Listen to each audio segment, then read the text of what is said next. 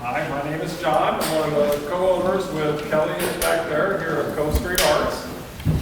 And we are absolutely thrilled to have Eva Goetz and her team who are responsible for the fantastic Think About It exhibition here with us tonight to talk.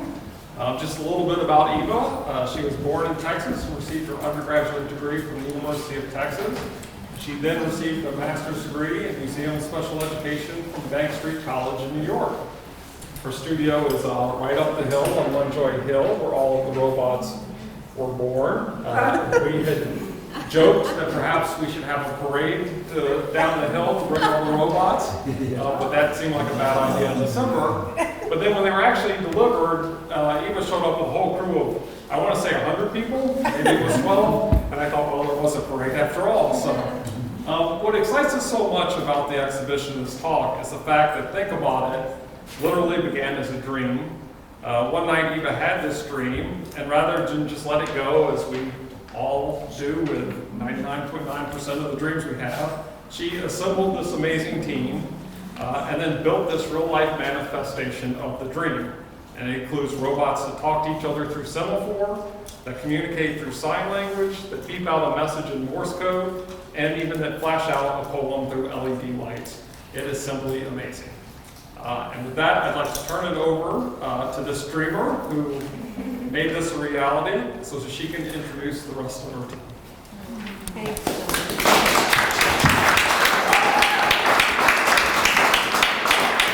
I'm going to steal a line from my daughter Anna when she was giving a talk. There's a lot of you guys out here, and I just want to breathe a minute. So hi. Before I begin, I want to thank some people, or else this would have never even come to fruition at all. Hey Deb, come on in. Thanks to Nancy Davidson and Bruce Brown for being champions of this and introducing this whole piece to Kelly and John here at Cove Street Arts. I'm so grateful to everybody who had a little piece in this. And also I want to thank Marty Pottinger for even suggesting a kindling grant. It's a grant we never got, but because I wrote the grant, we were able to assemble this beautiful team here, and I'll talk more about that. So it takes a village, and when you're doing a project like this, it's always good to remember all the people in your community who are there and who can help. And I think that's something we need to remember. We are part of the community. And I also want to thank the Cove Street Arts team, Roy and Diamond, and the other people who helped hang the exhibit and put it together. We're just so lucky and so grateful to have what we have here with Cove Street Arts. So we should give them all a hand too.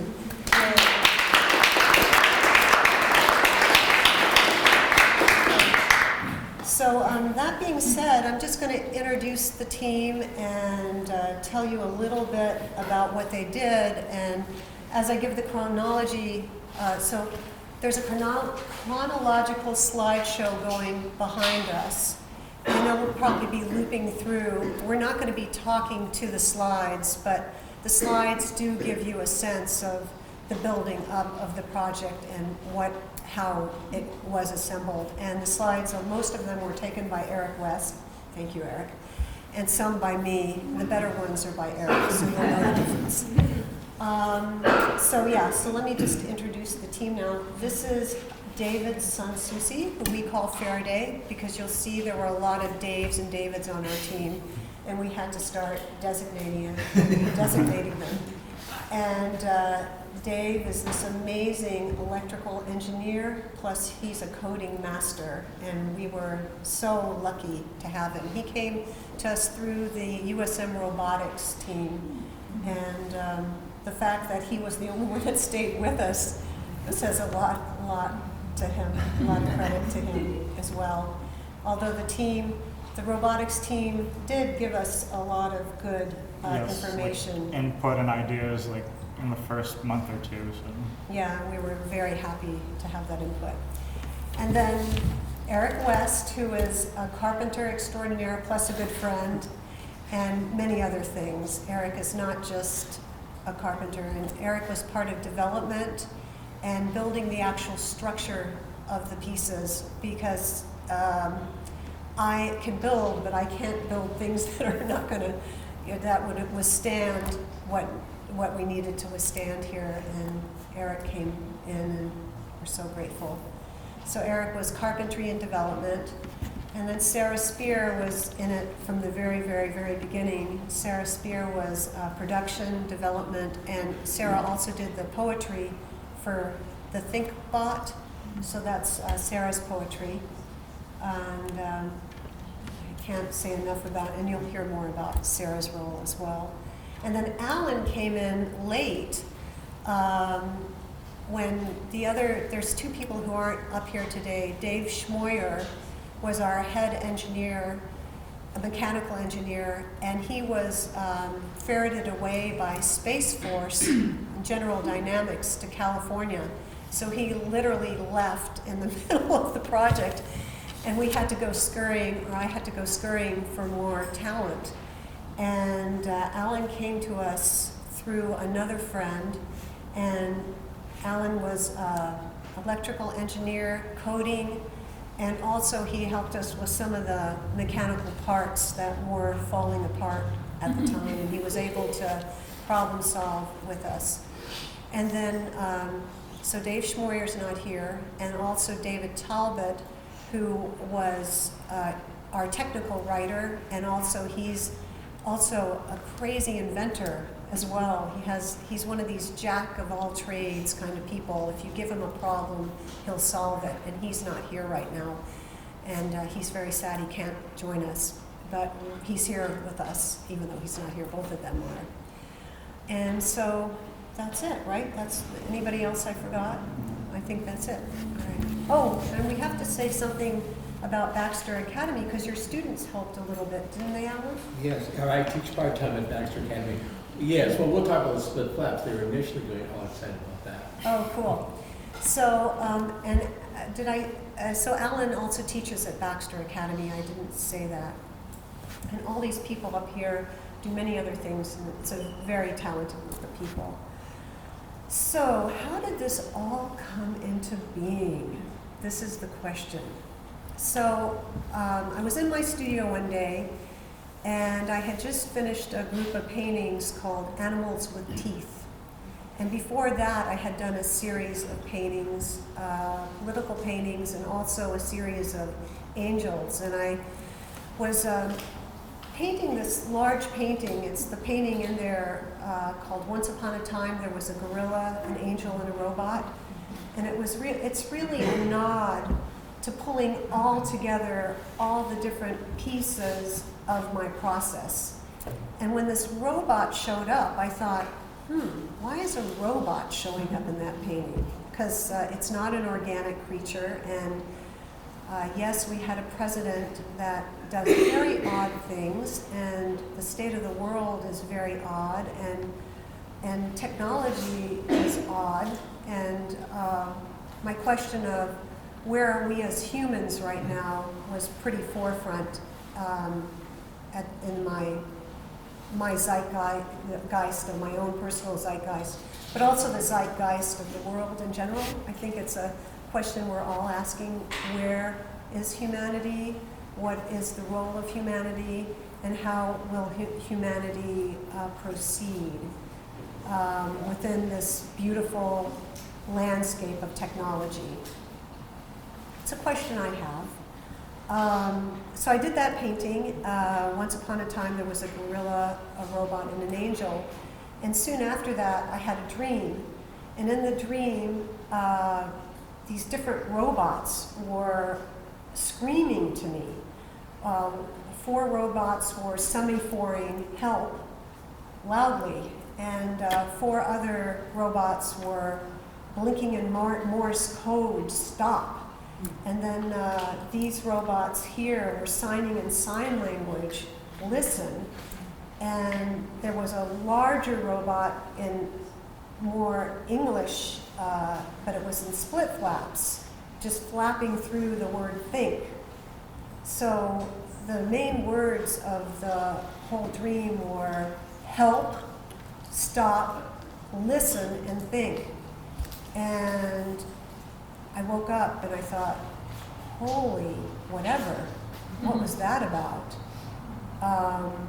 And it came so fully formed in my imagination. I don't know if any of you have ever had that experience where something comes complete. Like I saw the colors, I saw the forms, I saw the shapes.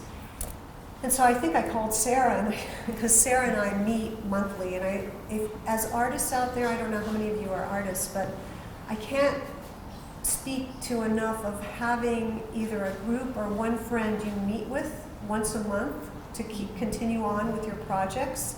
It's so useful, and Sarah and I have been doing that for each other now for 3 years, 4 years? I don't know. And at least. And I said to Sarah, Sarah, I just had this dream. What do you think? I don't know whether I should do this or not. These bots are not this big. These bots are as big as that door over there. And Sarah said, well, why don't you sit with it a minute? And so I sat with it a minute, but it wouldn't go away. That's the crazy thing. It just would not go away. I would go back into the studio. I'd start painting other things. If I'm boring you, please just say, just let me know. And all of a sudden, it was so in the forefront. The next thing that came up was fear. How was I going to do this? How was I going to make this all happen? I didn't have the technological basis to do this. I knew that, and through Sarah's and my discussions, I knew that it was a lot about old codes and old ways of communicating. Remember, Sarah, we talked a lot about that. And our one sadness as a team is we couldn't finish the split flaps. The Think robot right now has LED lights in it, and we are still working on the split flaps. And the next time this will be shown, it will be with split flaps. Maybe you want to show them. Yes, this is. Don't know what they are. Oh yeah, if you don't know the split flaps. There's several projects of this like online, and but none that we've seen where they actually have metal flaps. Like the majority of use plastic flaps, and Dave Schmoyer was the one that started prototyping this before I joined the project, and this still remains a challenge to us. Like we're still iterating some of the design challenges associated with this, and we're not just gonna have one of these. We're gonna have there's 7 other modules, so that they'll make 8 total to spell various words, and that's where we're at, sort of. It's. We've tried contacting people that have done this already, but they don't keep up with their projects or they don't support them anymore, so they weren't able to help us. So something we're figuring out. Yeah, so... And there are used ones out there from yes, there's used ones that are extremely expensive. Or if they would, it was like $4,000 because they're collector's items now. There's also some companies that are making custom split flap displays for businesses or restaurants, but those are really expensive as well. So the first thing we did was I met with Erik and Dave Schmoyer at the Makers Lab, and this was before you came in. I'm just going to go chronologically. And the way it was envisioned at first was there was going to be 4 split flaps spelling help. 4 semaphores spelling help, 4 Morse code bots, all that big, 1 ThinkBot, and 1 long panel. And when we all met together, the first thing Dave and Erik said was, Eva, do you realize how big these are? And I said, yeah, I realize how big these are. He said, Dave Schmoyer couldn't believe that I realized how big these were. He said, do you see that industrial door over there? I said, yeah, I see that. And he said, Eva, they're going to be that big. And I said, well, no, we actually said it's that They'll be big, bigger. and then it's got arms, and then it's on 3-foot Yeah. legs. You sure you want that? Is that your vision? And I you said, were like, yep. Yeah. yeah, that's it. Yeah, that's my vision. because that was so important because technology has become like this god for us.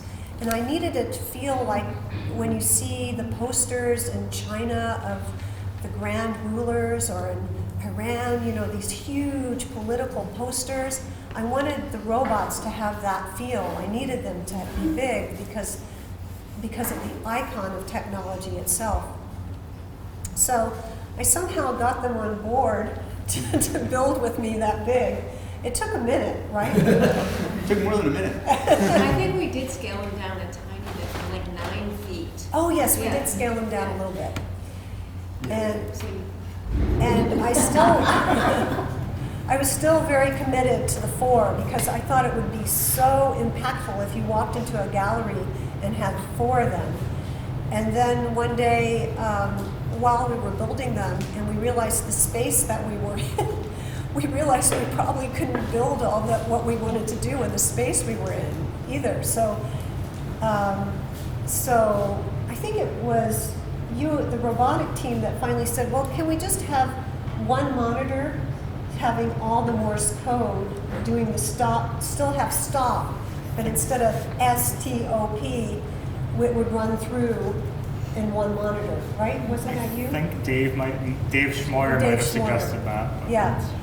And I thought, okay, I can compromise on that, especially because I was spending so much money on the project.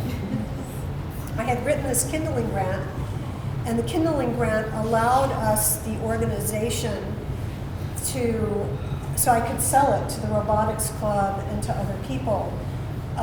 We didn't get that kindling grant, as I said before, but the structure of the grant was very, very useful because I built the mocks for the grant.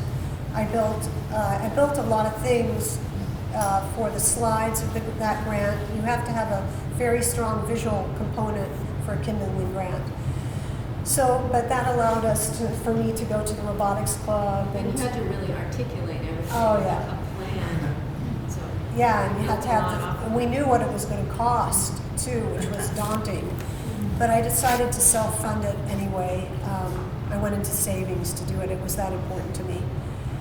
So yeah, so now we can really, so that's the overview. Do you have any questions about the overview before we really talk about going into, yeah, Marty? This may be too premature, but now having done so much, what does the dream mean to you now? Oh, that's such a great question. That's such a great question. The other thing that Sarah reminded me when we were meeting is I did a ton of research before we even started building. I was reading about AI and ethics, and it's astounding what's going on in the world of ethics and AI right now. And Ray Kurzweil's singularity. Do you folks know about some of these things like the singularity? Yeah, you do, Blair. And the whole the vision of Ray Kurzweil is we will be our computers. There's going to be no separation between us and technology. So to answer your question, Marty, this was always meant to be a place for discussion. This was always designed. The robot cards, that was part of it. There was a lot of different pieces going on at once, and I feel like I'm not giving you a really good sense of what was happening in the studio, but I hope as we're all talking, you will get that. I feel that that we've met our mark. We've had school kids in here. We've been able to have the expert panel. I feel that that having this, it's bringing technology into. It's just because we can, should we, is the question. This, just because we have the capabilities to do all these things, we get to control it.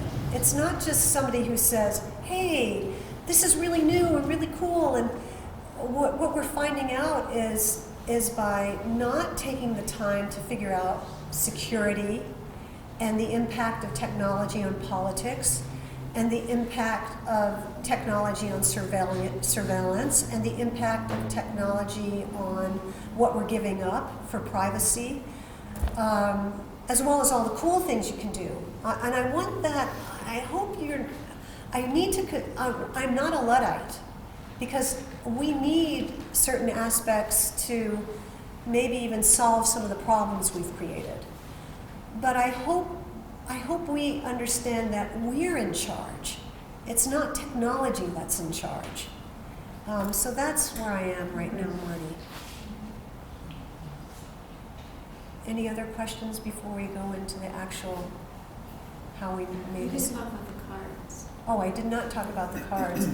So while we were assembling the team and the tech team, since I knew that this was an educational piece as well, I started painting the small robot paintings with words on it, on them. They're in the show out there, you know, the little teeny paintings. And because I started questioning, how are we being defined right now? What words are beginning to define us in society? And there was a new tech word coming up every day. When I grew up, there was no Google. And there was, you know, every day there's a new word. I'm trying to think what the new, and then also I was thinking a lot about bias too, and about how technology is playing into our implicit biases and privileges that we all play into all the time. There's so much was going on in my head about xenophobia and racism and sexism and technology within all that. And I have 2 activist daughters, so I'm inundated with what they're doing. So in my way, this is, making art is my social activism. Yeah, so the cards were always a part of, the robot cards were always a part of the vision. Anything else I missed in the overview? No? Just the interactive piece, maybe. Just Yeah, the interactive piece was very important. And it wasn't until the very end that we figured out how we were going to, the motion sensors, didn't that come like 3 days before? I mean, we were working right up to the very last moment of, oh yeah, how we want the public engaged, and how can we work with the public in such a way where they're not going to trip everything all the time, and how can we work with timing? And there were so many different little pieces of this project to figure out. It looks simple, but it's not. And if it weren't for technology, if it weren't for Arduinos and Raspberry Pis and good coding, the 2 coders are right here on the end, and Alan and Faraday were coding till 3 hours before the exhibit opened. We had a glitch. So I think now each of you guys should talk about your involvement and how you came. And I do have to mention that we did have to convince Alan that we were really serious. he was skeptical. Well, my whole background is technology, and my whole career is technology, so I've never really stopped to question, you know, the impact of technology. But I think you should start with Faraday, because he was here before I was. So Eva approached USM, and they have a makerspace there. And coincidentally, that was when I started at USM, also trying to start a robotics club. So that's how I heard of Eva looking for engineers or artists or just anybody that could help. So myself and a few other people that were in the makerspace and also interested in robotics, we sort of came on board. She showed us the prototypes, we talked about some various themes and stuff, and we're all very interested. And the few other robotics members helped bring some like ideas about how to like organize things or like how to do various things. But like other things in life, I mean, they got busy with other things like school related or work related, so they didn't really help beyond a few months. And like I continue to help just as sort of, I was interested, but it was also just like a hobby for me. And I also really believed that Eva and the team had like a message and a theme that was worth considering, was worth for like people stopping and thinking about, like, what does this mean? Like, where is technology bringing us? And So at first, though, what's interesting is we didn't think it would be that difficult. Like, believe it or not, They said, oh, this is a piece of cake. I said, but great. believe it or not, it just sounded like motion control, like just stepper motors, just moving some arms, and I mean, about the only thing that was stuck to the original, it's not that difficult, was the Morse code bot, which it wasn't too difficult to do the programming for that and make that run like automatically and such. But the flag bots with the arms, that gave us many setbacks, and then later on with the timing, and so that's sort of where, after Dave left to do Space Force stuff, Dave Schmoyer, in July, that's sort of when Eva sort of reached out to like bring in more talent that could actually help, because stuff was starting to get very complicated with the electrical and mechanical aspects, and then just coordinating everything at that point. So. I said to Faraday, I said, hey, do you feel comfortable doing this yourself? And he said, no way. Dave left some very big boots to fill, and like, he has mechanical engineering by background, but he also knew quite a bit about software design and such. So he was able to like set a good foundation for other people to build on. So, like, what I look at it is myself, Erik, Alan, Dave Talbot. We helped Eva's vision like come to life. I mean, that's sort of our sort of role, is like take an artist's vision and make it real, I guess. I'm very grateful. Totally. I can play off that. So when Eva came to me with the vision, I had a dream, and I wanted to make it into this physical reality. I was psyched, because as a contractor, carpenter, I don't often, like, there's the dream of like, I want a really nice bathroom, but it's not really, like, I don't know, at the end of the day, it's not super fulfilling, you know, it's like a nice bathroom. But to work with an artist, again, was like, okay, this is cool. We're going to make something that'll have an impact. And so it was exciting in that way, and then it was almost instantly challenging, because the dream was like way out of Eva's skill set. So she's got a dream, but it includes electronics and robotics. And I'm like, Eva, I know you. This is not, your playing field here, you know? And it's not mine either. So, you know, luckily Eva was like, yep, okay, what can you do? What parts can you do? And then she went hunting for other talent. So that was huge. And when Dave Schmoyer showed up, he had a similar... Tammy Ackerman at Engine. We have to thank Tammy Ackerman. She's great over at Engine in Saco. You know about Engine? Yeah, that's where you got She Dave. recommended Bitterford. Yeah, Sorry, Bitterford, right. Sorry. So Dave had an equal skepticism of when anyone's like, this will be easy, which when people say that, I'm like, that's not how we're going to start this. This is not going to be easy. But Dave he was skeptical, but he was also, man, he would just go. He was like, oh, I got an idea. We're going to do this. I'll take this. And since none of us really knew what he was talking about, we were like, that's great. Yeah. So he would buy motors and make gears and make belt drive, this and that. He's figuring out the force of the weight of the arm and inertia and this. And we're like, you're awesome. This is great. And then... Yeah, and he'd work into the night. He'd have 3 kids in tow behind him. Oh yeah, by the way, the only people who know what any of these photos are behind us is Eva, because none of us have seen the show and we still can't. So we don't know what you're watching. But if there's any small kids that show up, they're probably Dave's. Yeah, he would bring in little kids in the middle of this electronic mechanical mayhem in her studio, and they'd be like playing with motors or something in the corner. They were the best kids in the whole world. But it's not, you know, that's like the myth of working from home. It wasn't super productive, I didn't think. But in the end, it happened. It happened well. And then as we progressed, we found stuff like, he was really good at laser cutting plastic pieces to fit his visions. And but as things started to be built, they started to break. And then he moved to California. And then we were like, oh, well, he's gone. I don't know how he built it. I don't know how to rebuild it. And he's gone. And luckily, that's when the other engineers stepped in, because we were like, I don't know what to do with this. But that, what you see out there has gone through multiple iterations of motors and different programming and different ways to get it to talk to each other.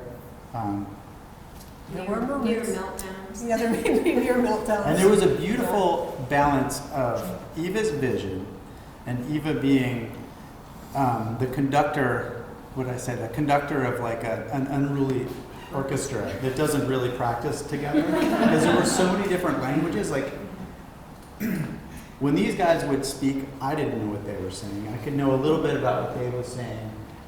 We were all had different talents that all came together to make this happen. And I watched Eva, to your credit, stretch yourself when you were ready to pull your hair out to like, nope, we're going to try to find a way to keep people talking and get an actual answer to the challenge at hand.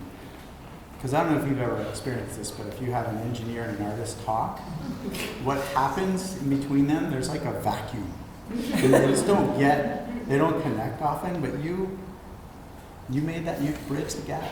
Thank you. Made it happen. I think so. I think, well, we all really liked working together too. And we were all, we weren't at odds. We really were a team, and we all respect each other's skills. We all bring something very different. Yeah. How long has it been? When did you have the position? It's about a 2.5-year process, all in all. Yes, Roy?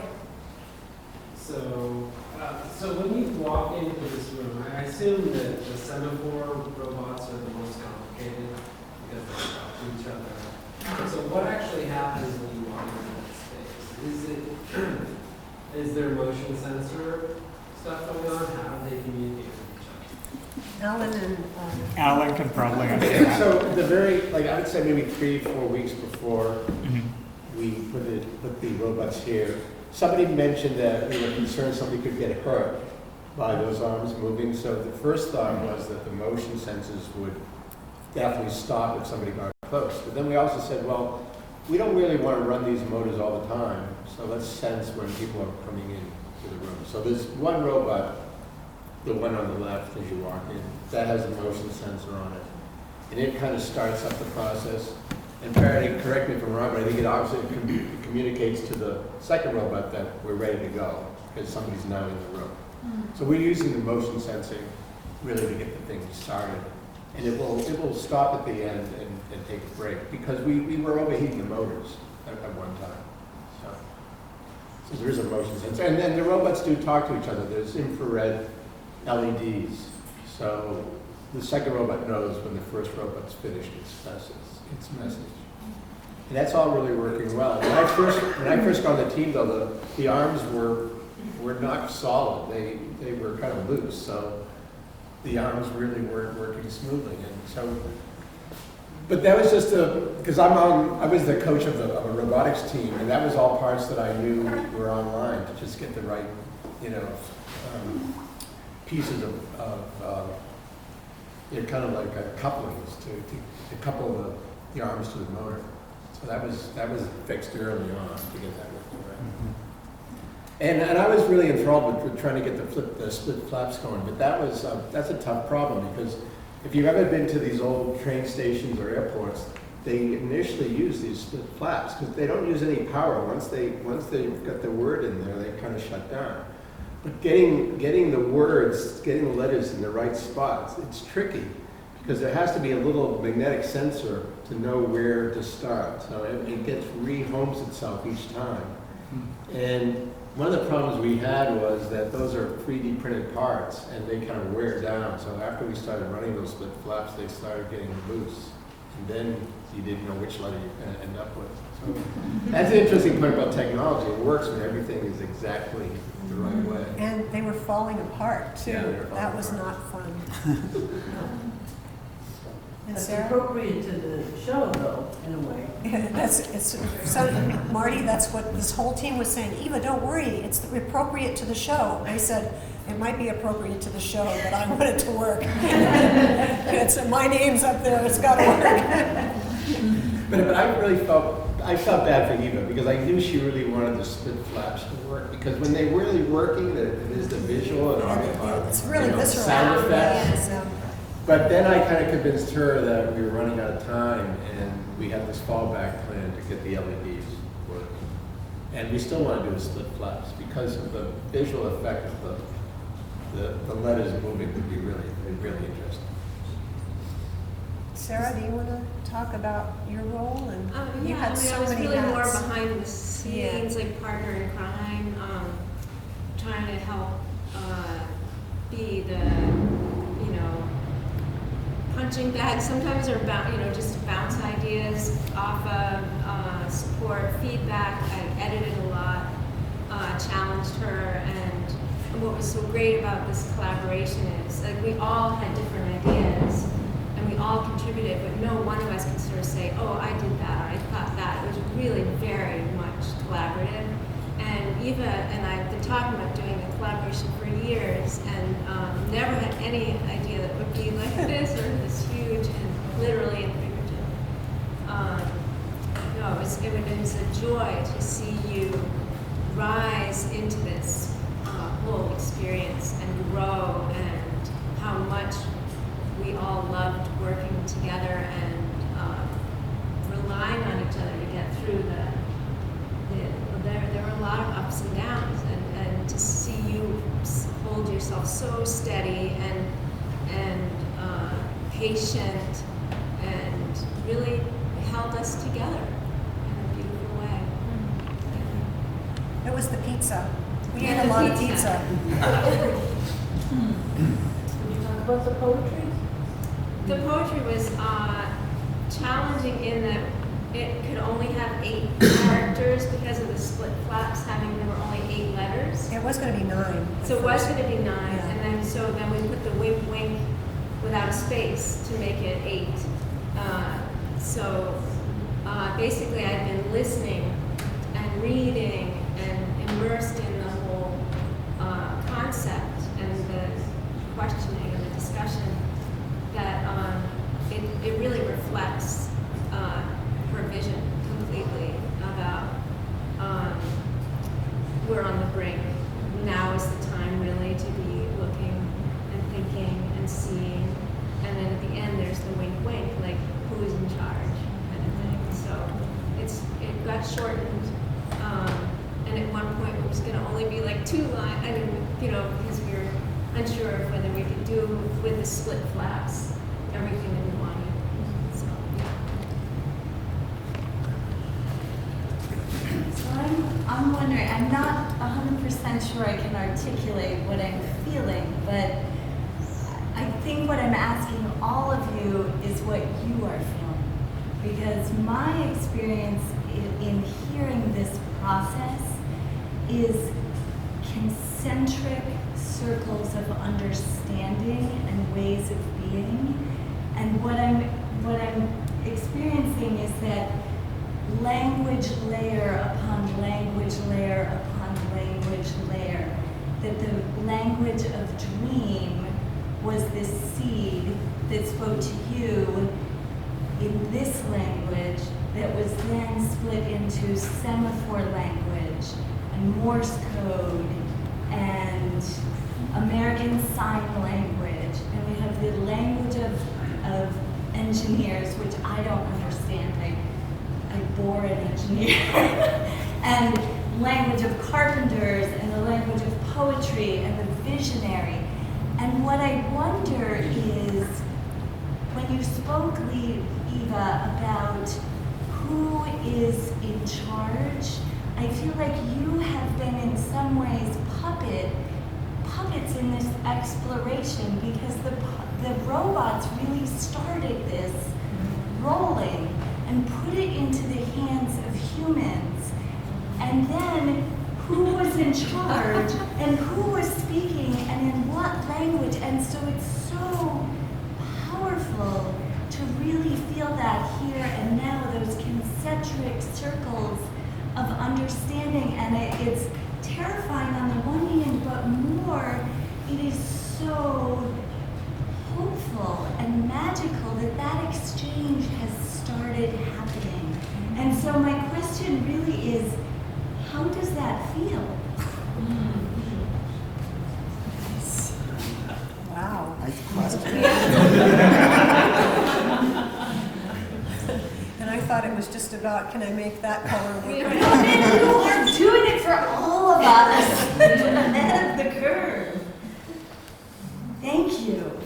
Thank you for the question, and I almost want to sit with the question. It's such a great question. Yeah. Maybe other people. Yeah, what comes to my mind is there was definitely, it sort of took a life of its own, especially when we ran into this dream of a split flap, and we're like, we can't pull this off. Like, we just can't do this. Like, we're stymied by the technology and the time and whatnot, and can we take another approach? And then all of a sudden they're like, oh, here's another way, and then the show must go on, and it does go on. But then the other piece that I just thought of when you were saying that is like how much this message has been transferred. Like, my kids got to hear over the course of a year this process. Like, why are we doing this? What is the question in hand? Like, should we, it's about questioning technology. It's about, it's who's in control, who's driving. And so to give that to the next generation was really cool to see it in that way as a question to contemplate. And then even to watch my 12-year-old son make, I don't think I even showed you this, a little rudimentary split flap for his grandfather that says, I love you, as you turn it. And it's our prototype plastic split flap. And it's like the spin-offs. Like, that really made me think, all right, so that's an example just in my own house of how this message might go. So when I think about it out here, I guess what I'd love to have is everyone to have as rich as experiences we've had working on it, in their own lives, like, to dive into it and have those questions we kind of grapple with. Who's controlling what? Because in some ways the technology definitely dictated our abilities, and in other ways we went from a dream to that. So I just want to add one thing about technology. As I said, I've grown up with technology. I wouldn't have had a job without technology. But I teach at Baxter Academy, and I need to point out that I'm concerned when my students tell me that they almost don't have to learn, because when they need it, they'll just go to Google, and so they're almost taking a back seat. They're almost not engaged because technology is kind of a crutch for them. So that's one point. And the second thing, I was just traveling a lot, and I was on this bus with this woman who was probably like 21, and she had her phone out and so forth. And I said to her, did you ever think about what did we do before we had smartphones? And she said, well, people probably talked to each other. I said, yeah. Or we sent a letter through the mail, And so it's just also, so people are so tied to their technology. So anyways, as a technologist, there's obviously good to it, but there's a negative side to what technology is doing to us. I just want to point that out. Yeah, and I remember in the beginning when we were looking for people to help, and with the vision, I was concerned that it would be hard to find someone who would really want to be a part of this, that's deeply engaged in technology, whether they're asking these questions themselves. And Faraday even said that was one of the reasons why he was interested in it. So, and then Dave Schmoyer working on Space Force, talk about ethics. Yeah, he was also working on weapons. You could see him grappling, and yet he was so in this. And I would love for him to have, we'll communicate your question to him. It's such a great question, and I love the question about layering of language. That's such a beautiful question. So deep. So it's so layered. The question itself is so layered. Yeah. And I also, the fact that, I'm sorry, I've already lost what it's called, the Split flap. Split flap. I'm 52, and that was how I told time. Right. And that can't be figured out how to be done anymore. Yes, that's actually, I think But that's a language that's lost. Sarah Yeah, Sarah had, and I think Erik asked the same question too, is that they've had these like 50, 60 years ago, even before that, and I don't think there was a microprocessor or a computer controller for back then. I think it was all mechanical or something. Yet when we try to do the same thing today with all of our computer control and everything and like a stepper motor that's supposed to be accurate, we're having a lot of problems. So it's like we're trying to use technology to solve this problem, yet like we're not able to. And I mean, Eva wanted to use split flaps because it fit her overall theme of using old forms of communication to get us to think about like modern problems and trends and stuff. And when we determined in early November that we probably weren't going to implement this before the December show date, that sort of got us wondering, well, we're looking for another technological solution and using like a LED matrix display. That's very easy to program once you determine your letters and everything, how to display a letter. You can do almost anything with it. So it doesn't fit the theme as much, but yet it's so much more flexible than something like this. But what you said was a very good question, and some of our team members have wondered about that too. It's like how are we having so much difficulty? I think it's possible some of us didn't hear the question just because we're facing this way. Is it possible to say it louder from up there? You want to reframe that? Oh my God. I'm going to try to reframe your question. But will you add into it? So basically, Katie is amazed at the different layering of language and wondered how we felt working in the realms of those layers. I'm simplifying your question. I'm not giving it the richness. And also, how do we take one level of language into another level, to bring it into fruition, basically? But you were asking something even deeper. And I think too that it seems to me that the process that the artists and engineers and collaborators were in is a microcosm of the macrocosm that we are in now with technology and language and communication and lack thereof. And that it seems very valuable that their experience I want to know what it felt like to be in that, because I feel like that's where we all are. And it's so representative of the passage of time and the changing of ways of communicating and technology, and these concentric circles of what is lost and what is being introduced, and how that is shaping us. And also who was in charge. One of Eva's original questions was, who is in charge? Because really the robots initiated this through a dream. And then it was translated through numerous languages until it came to fruition. It's a great question.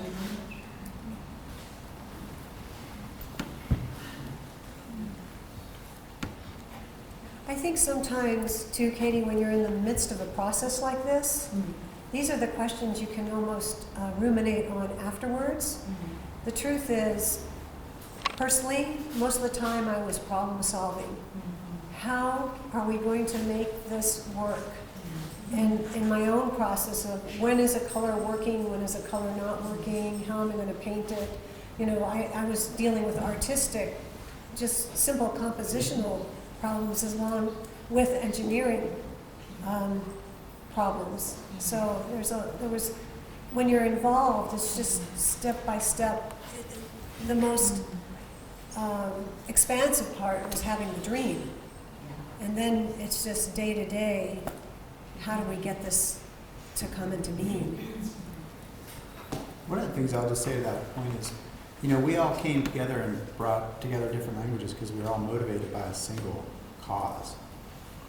And that seems like that's really where the power was.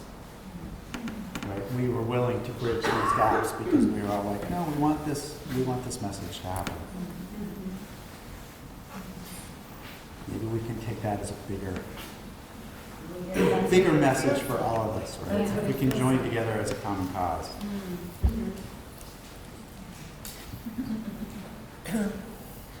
Any other questions? We're so happy for questions. I Claire! have one for the artist. When you have created in the past, it seems like it's been more solo. And this seems very unique for the collaboration. Do you feel like this has changed any of your perspective as you go forward at being an artist? The ways that you'll consider your art? Yeah, it's given... The way it's put together and the future of other collaborations, or do you go back to your own single efforts? Well, it's and. It's Yeah. given me the courage to even dream bigger.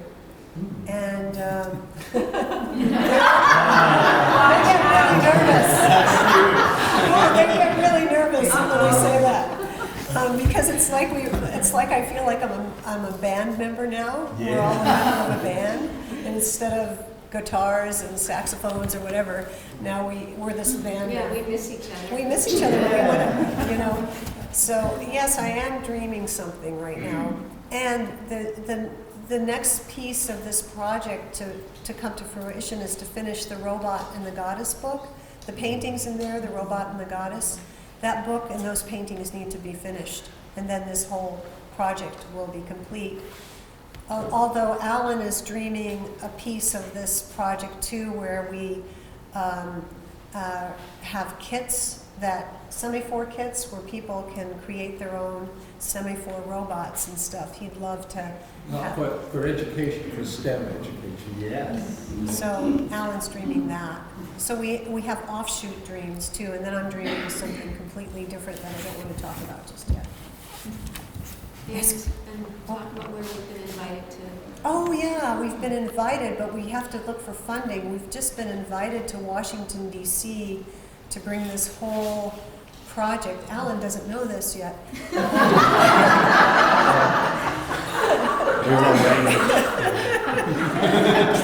To bring the whole project to it just happened today, to the National STEM Education in Washington, D.C. They want the project as... Arts and Science Fair? Yeah, it's there at the fair in Washington, D.C. It's a national fair. So they don't have the money to move it, so Sarah and I have to go looking for grants now. If anybody has any traveling granting ideas, let us know. Yeah, this just happened today. So, and also Brown University would like us to do something with them too. We don't know exactly what that is yet. So there's going to be more that's happening with the project. Yeah, Katie. I just wanted to say, you said how, everybody got along so well, no one was at odds, and you all are a band and you miss each other. And I just want to point out that I think that's as much about what lovely people they are as about what an incredible leader you are, because you have so much heart and kindness and patience, and you bring so much as a leader, and I just think it's worth. Oh, thanks, Katie. There were times where they didn't feel that. Thank you. Okay, I'll take that. Thank you. It's because they're so great. Because we respect each other. Because we couldn't do it without each of us. It took each of us to make this happen. I have a question.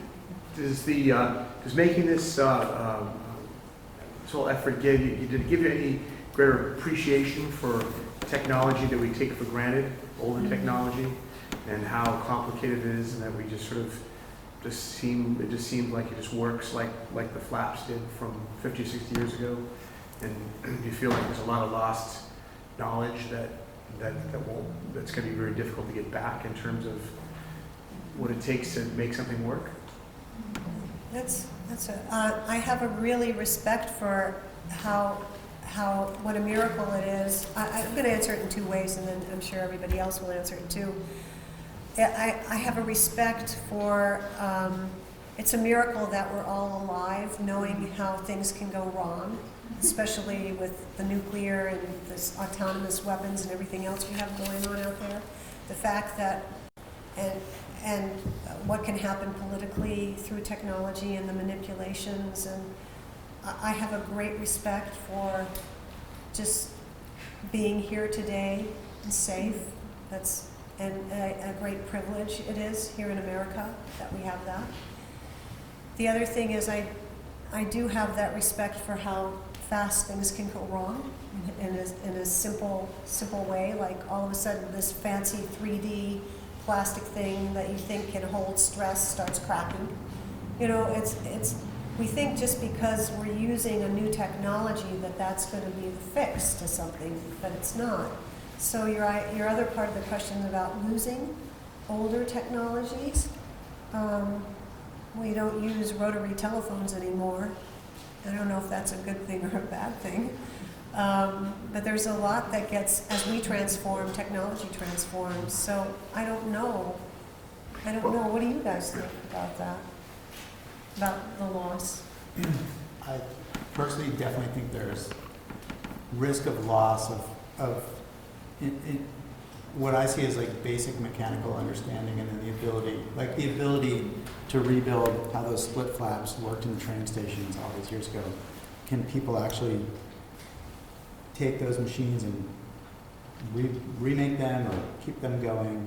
Is that a technology that we give up because it's so easy to just put an LED up there and program it to do everything and sell you a hamburger at the same time? So, but that mechanical knowledge, I think, is so valuable, because what I notice in this is that's what makes the machine that is the video camera and the casing of my cell phone and the parts of my car. They're just mechanical parts.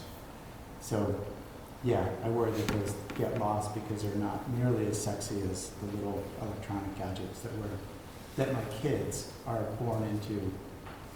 They don't know the old mechanical stuff. I feel like we're at an interesting time of technological shift, because we're old enough to look back and remember before all this stuff. Mm-hmm. I went to school before there was the internet, before there were computers, and before when we had little floppy disks that were actually floppy, right? But my kids have no idea. They only know electronic magic. We did have an example of something too. Remember when Dave had 3D printed all the pieces out to think, and we got in there and none of them fit? So I had to go to the old school way of just gridding it down and just designing from a grid. And I thought, gosh, I'm so glad I have this ability to do that. I didn't have to go and look for a computer and resize it, and I could just go to my studio, make a grid, and draw it on a grid and resize it really quickly. And I think there was an intentional irony that the semaphores were being done by robots and not humans, and that the Morse code was being done not by tapping but by a digital. So that was intentionally part of the thinking. And it even fits with the languages chosen. I mean, there was an older gentleman when I was watching. I came back in to just sit with the show for a bit. Once it was up, and there was an older gentleman that was, when I explained to him what the robots were doing with semaphore, he knew semaphore. So he's like, oh yeah, I can tell you what that is. I don't know semaphore. When my dad saw it, he just went up to the Morse code and read it. He's like, oh, it's like that. I don't know Morse code. So there was that same idea of these older languages coming out. Everybody good? All right, we're good.